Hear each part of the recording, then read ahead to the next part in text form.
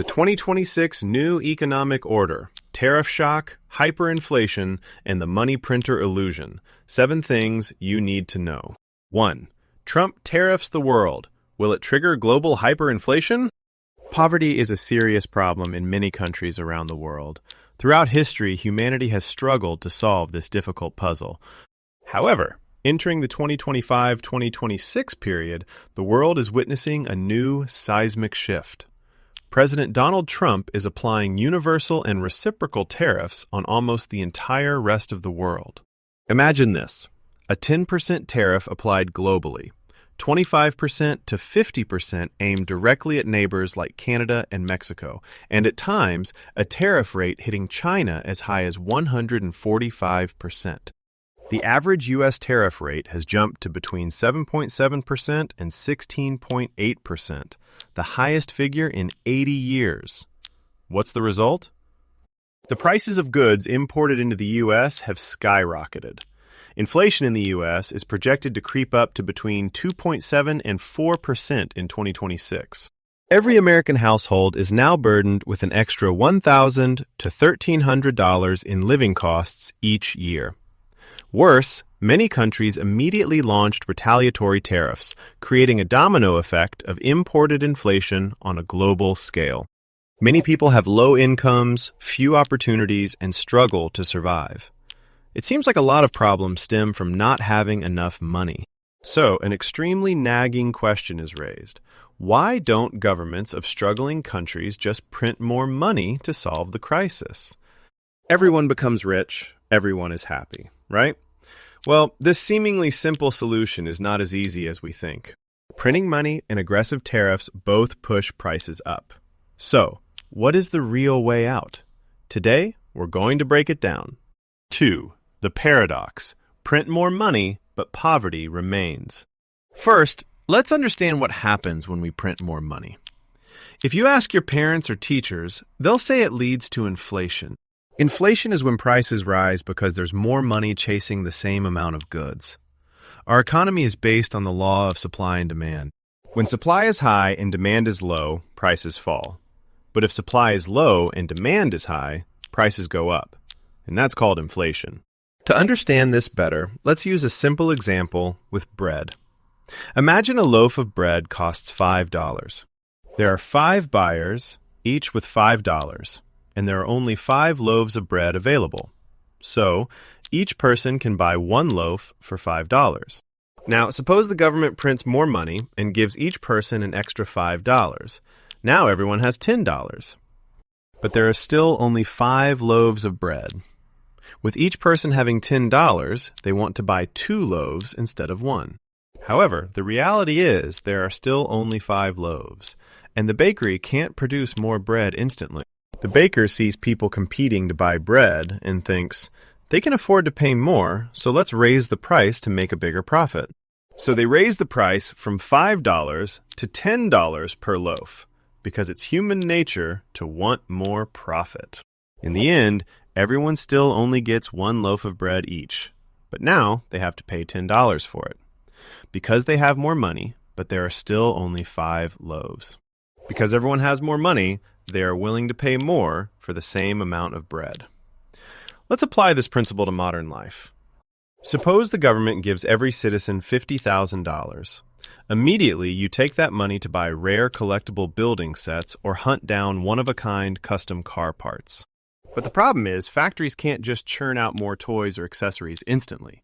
Sellers see everyone holding wads of cash and automatically jack up the prices of those items 10 or even 100 times over. So, does printing more money make people richer? No, it doesn't help at all. And does this make the bakery richer? Not really. They make more profit at first, but remember that everyone has more money and is competing to buy bread from every bakery. The bakery wants to buy more wheat, but farmland is limited. Farmers can't meet the demand, leading to a rise in the price of wheat. In short, printing more money without increasing the supply of goods leads to inflation, where prices rise and the value of money falls. You can't print natural resources. You can't use a printer to create fields, oil wells, or the specialized skills of a doctor. A A nation's true wealth lies in its capacity to produce actual goods and services for society. 3. Historical hyperinflation, terrifying disasters. It might sound like a foolish idea, and you're probably sure no country would ever do that. Well, some countries actually did, and it ended in disaster. And when inflation becomes extremely severe, it's called hyperinflation. Let's look at the Weimar Republic in the 1920s. Devastated by World War I, the government was completely broke. In a desperate attempt to pay its debts and cover expenses, the government engaged in reckless money printing. By November 1923, prices were doubling every few hours. A loaf of bread that cost 250 marks at the beginning of 1923 skyrocketed to 200 billion marks by the end of that year. In 2007, Zimbabwe started printing money to cover its operating costs after a disastrous land reform program. This reckless printing led to hyperinflation, where prices soared at a dizzying rate. By 2008, Zimbabwe's hyperinflation rate peaked at an unbelievable 89.7 sextillion% per year. That's the number 89.7 followed by 20 zeros. Or, more recently, Venezuela, the country with the world's largest oil reserves. When oil prices plummeted after 2008, the government couldn't stop its subsidies for fear of angering the populace. So they chose to continue funding subsidies by printing more money. This excessive money printing led to hyperinflation. Even into 2025, the inflation rate here remained at a horrific 269.9%, the highest in the world.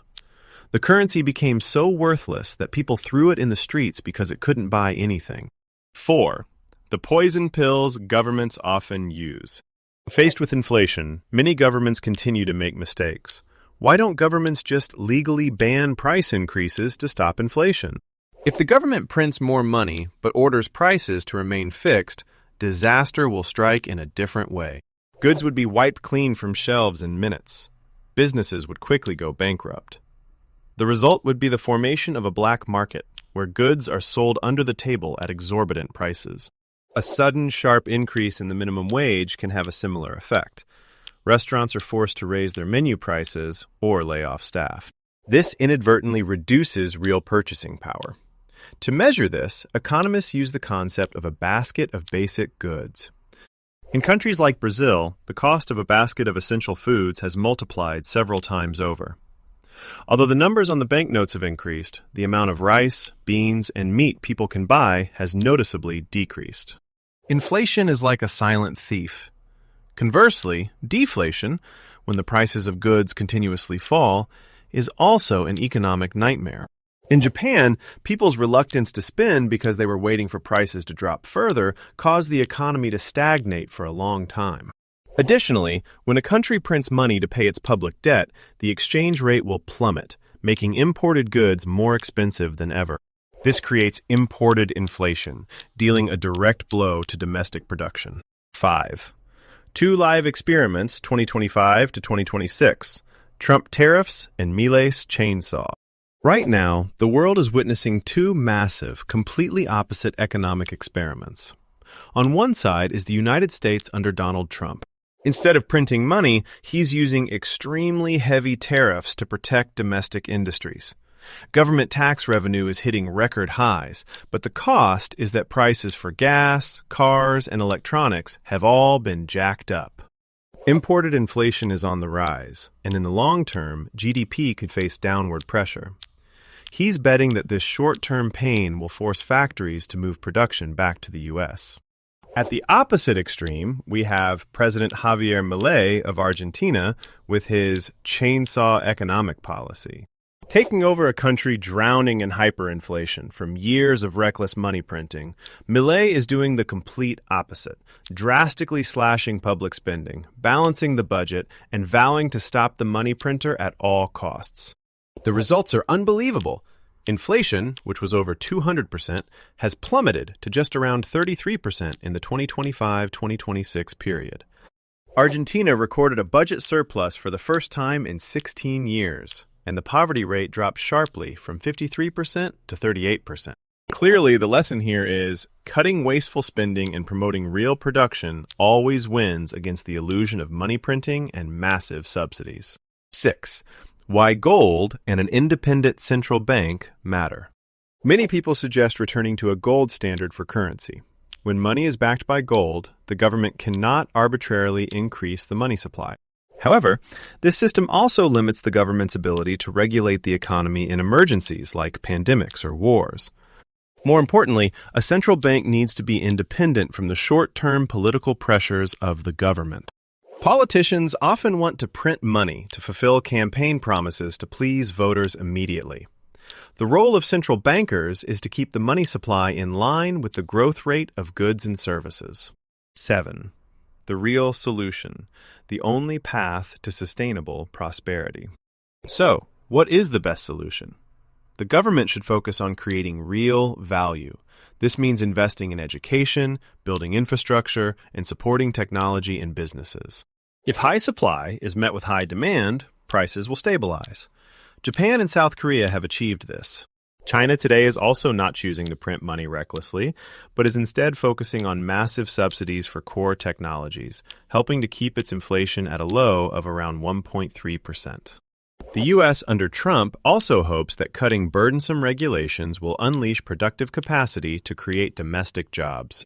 For developing nations like Vietnam, the invaluable lesson is this: to escape poverty without causing inflation, the only way is to increase labor productivity.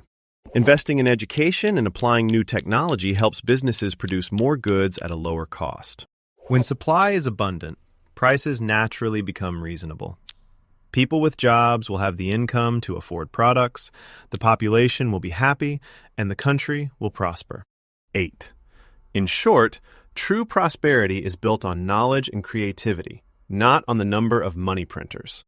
Measures like printing more money, imposing price ceilings, or launching massive, reckless subsidy packages are just painkillers that create a temporary illusion of wealth. The only and most sustainable solution is always stronger production, strict financial discipline, along with advancing education and technology. So, what's your perspective? Do you think Donald Trump's massive tariffs will be a lifesaver or a fatal blow to the U.S. economy and Vietnam's export strength? Do you believe Javier Milei's chainsaw is the new gold standard? Drop your thoughts in the comments below so we can debate. Don't forget to like and share this video with your friends if you want our country's economy to grow through real strength instead of following the disastrous path of Venezuela or Zimbabwe. Subscribe and hit the notification bell so you don't miss our next episodes. Thanks for watching, and see you next time.